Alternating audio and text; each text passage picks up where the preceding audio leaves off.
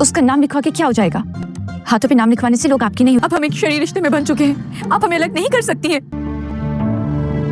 اگر آپ کو میری اتنی فکر ہے نا تو دعا کریں جو میں چاہتی ہوں وہ ہو۔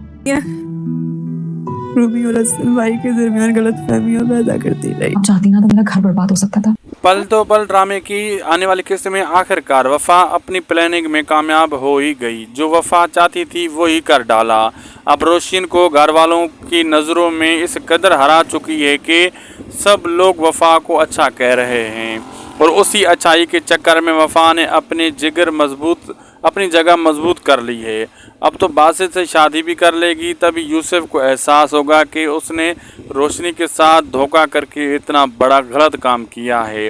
وفا بھی اس کی نہ ہو پائی اور اس نے اپنا بھروسہ بھی کھو ڈالا۔ دوسری جانب روشنی اپنا گھر اپنے ہاتھوں سے برباد کر بیٹھی۔ وفا اس مکار لڑکیوں کو اپنے گھر میں پناہ دے کر اب کسی صورت بھی باسط کو نہیں چھوڑے گی، بلکہ اس گھر کے مالکن بننے اور اس پر راج کرنے کے چکر میں اس نے باسط سے شادی کی ہے۔ اب باسط وفا کا ہی خیال رکھے گا، وفا کی ہر بات سنے گا، اور روشنی خود سب کچھ چھوڑ کر چلی جائے گی۔ دوسری جانب ردا تو اب مل ہی چکی ہے، افریطہ سلمان پر یقین نہیں کرے گی، کیونکہ اتنا سب کچھ ہو جانے کے بعد مرزا کو عقل آ جانی چاہیے۔